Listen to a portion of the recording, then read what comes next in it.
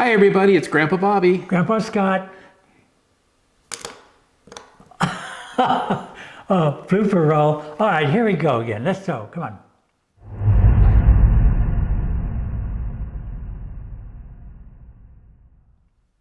Hi everybody, it's Grandpa Bobby. And I'm Grandpa Scott. And we're here today to talk about why we decided to book another cruise on Virgin Voyages.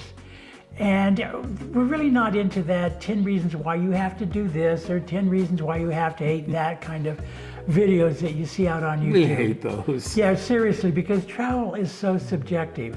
So what this video is about 5 reasons why we booked another cruise on Virgin Voyages. And we're doing this video several weeks after the trip that we took, the cruise we took, because we wanted to see if our initial response to the cruise was how we really felt several weeks later. Yeah, this gave us a little time to digest, to go back over our memories, to compare our notes together, and to think what were those things that really stood out for us. If you've been enjoying our videos, and if you've enjoyed this video, we really appreciate it if you'd subscribe to our channel and help us grow. And if you'd hit the like button as well as the notification bell, that way you'll be informed of any new projects or any new videos we have coming up. Yes, because we're going to have a lot of them coming close over the next few years. We have got definitely a lot planned, and we'd love to hear your comments about what things you think we should be exploring as well. Yes, your comments let us know what we can do to make our videos better, more informative, and hopefully more fun.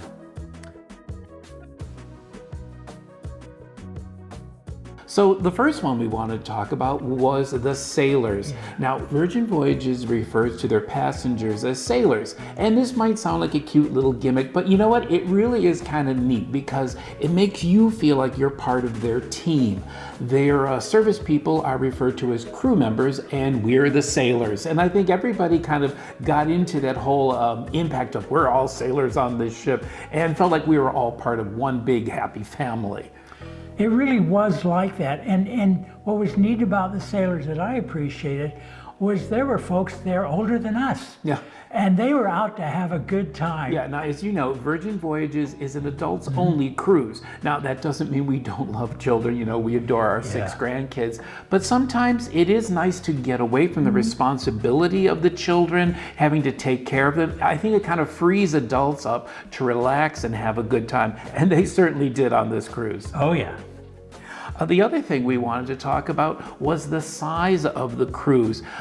Most cruises can be very, very large on some of these mega ships. Now, Virgin Voyages has a capacity somewhere between 22 and 2,600 passengers, but they never sail with that full complement. Instead, there were about 1,800 people on board. And I reflected back, and that was basically about the size of my high school. So you really felt a sense of community. What was really nice is every certain day you might see someone again that you had talked to at a show or sat next to at a restaurant. You said hello or hi and how are you doing, comparing notes. So it was nice to see familiar faces along the way due to the intimacy of the size of the sailors. Oh yes, very much so. Now the other thing we wanted to talk about was the design of the Scarlet Lady. This is a beautiful ship. It's a very modern design. It's not some old traditional design, and it has some very fun, quirky features to it. Now there's some areas that some people might consider industrial if you've seen some of the photos.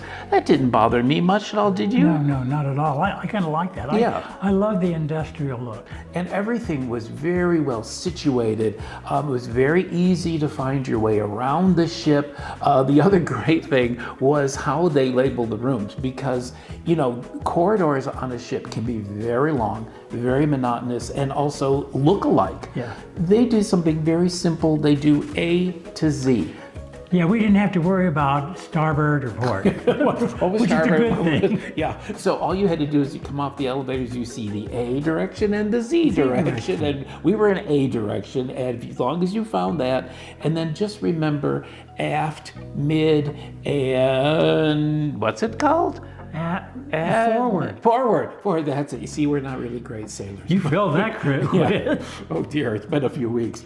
But the nice thing is they have staircases and elevators at each of those 3 locations, so it makes it very easy to get around the ship. Oh yeah, very easy to get around. Now, the other thing we really liked was how well maintained that ship was. Now, Grandpa Scott and I are early risers, so sometimes we'd get up at like 6 o'clock and go out for our early morning coffee, and we would find crew members literally on their hands and knees with toothbrushes, scrubbing the base on the floor. This ship was spotless. We never found an inch of dust anywhere. There was never a thread unraveled or a tear in any fabric. It was beautifully maintained. I would like to correct one thing, however. I'm the one that usually got up and went out for the coffee. I did once or twice. Once. Be honestly. Once. Yeah. Now, I would say if there is any minor little negative thing, I would comment, boy, it would be great if they would provide a Keurig machine in each of the suites or rooms. That would be very helpful. Yeah, are you hearing that, Virgin Voyages? Yeah, it helps these 2 old grandpas to get going in the morning. But that's a small thing. Yep. What's the next item, Grandpa? Well, the next item was the entertainment. Yep. Oh my gosh, the entertainment. This was our first cruise, so we didn't have a lot to compare it to, but we did watch a lot of YouTube videos on other cruises before we made our choice for our first cruise ever. And one of the things that appealed to us was the type of entertainment here on Virgin Voyages. It was unique. It was very active. You didn't feel like you were passively watching it. Yeah, they were very much I would say in your face, but the audience surrounded them many times, or if not, you were drawn close to it. A lot of the entertainment takes place in what they call the Red Room, and this is an adaptable space. It's not a theater where they can have theater seats come out if they wanted, or if they can have a full floor, and they move the stage or where the actors or performers are going to enact frequently. So it's always changing. It's never quite the same. And the thing I really like too is the message. There's a message in each of their performances. It's to really invoke the inclusive nature of the overall cruise, the acceptance and communication between people. It was very beautiful. There were occasions when I was actually brought to tears by the beauty of it. Oh, tremendously so. I loved the retelling of Romeo and Juliet. We actually have some of the entertainment in the video. Hope you've seen it. If not, it's on our channel. Be sure to look it up. But it was a beautiful retelling, done a lot of gymnastics in it. They were so talented and very strong. I could not do what these performers are amazingly talented. Talented and strong. Yep. And the nice thing too is there is entertainment everywhere on the ship, not just in the big venues, but also just in little bars, or you might just be coming across an area where there are acrobats or a magician. It was really great. The music all around the ship was terrific. A lot of pop out entertainment. And fun thing too is they have what they call secret shows. Yes. We went back to our cabin and we had this wonderful little envelope, red envelope that was on our desk. And we opened it up and inside were these 2 little cards. And what these cards said was that we were to bring these and meet in front of an elevator on deck 7. And for a surprise. They didn't tell us what it was for. Nope, and we were supposed to keep it absolutely quiet. Now, we're not going to go into what happened because we want other people who happen to receive these on other cruises to have the fun of being surprised like we were. But that's a little bit about the surprises that happen on the ship that make it so entertaining and so too. fun. Yeah. We also wanted to talk about the shore excursion. Now, we had a separate video on this, and you can take a look at that if you'd like. We only did 1 day shore excursion. It was a 5-night cruise, and there were 2 shore days, and 1 was in Mexico. And that's where we took advantage of a shore excursion, and we had a great time. We saw the ruins at Tulum, and then also we went cave exploring in Rio Secreto, which was really exciting and challenging for both of us. And there's a video on that on our YouTube channel. Now, the only criticism I would have, and this is not against Virgin, but this the people that ran the expedition, The excursion. it was a little bit of a long day, so we were kind of rushed along the way. We were gone for over 7-8 hours, and we enjoyed it, but we felt that we were trying to rush through things a little too fast. We felt like we got to do this, got to do that. We think we would have enjoyed it more if we could have just done one or the one other. of them or the other, and really because Tulum was beautiful. I wanted more time there. Rio Secreto was a challenge and really great. I wanted more time there too. Yeah, I just wish we had longer hours in the day. So that's not really a criticism. It's just kind of a critique of what it is you might want to judge for yourself if you want to try how much you want to try to do in one day. Yeah, we did get back in time. It was 7 p.m. for Scarlet Night. There was no way, and you know what, that we were going to miss Scarlet Night. That was fun. And that leads us to, we also got back just in time for our dinner reservation, which is the next big feature, which always stands out for Virgin Voyages, and that is the food. Yummers! It is so good. And this is a common theme in a lot of the videos we saw from other creators on YouTube. And so that was also one of the reasons why we decided to go with Virgin Voyages for our first ever cruise. Now, for those of you who aren't aware, Virgin Voyages did not offer buffets or a main dining room. Instead, they have separate specialty restaurants. They're all inclusive in your price. So you can go to a steakhouse one night, you can go to Italian food, you can go to Mexican food, you can go to a Korean barbecue, and all of these are included in the price of your fare. They also have a place called, what's it called? The market? The galley is what would be maybe considered like a buffet, but the reason I liked it, I'm not a fan of buffets, and I'm going to be real honest with you here. I was at a buffet once and saw an adult person pick his nose and then start picking up the handles at the buffet. And I swore off buffets at that moment. I love the galley because I could go up and watch the person fix my food, and they had their gloves on. So yeah, that's why I shine on buffets. And you have the choice there. You can either go up to each of these different food stations, like in a food market, and you can receive the food right there, or you can sit at your table, raise the little flag on your stand there, a table there. You can order food on the app on your phone, and they will bring it to you. So it's kind of the best of both worlds. There's a little QR code that you can use. Let me add, the nose picking did not happen on Virgin Voyages or any cruise.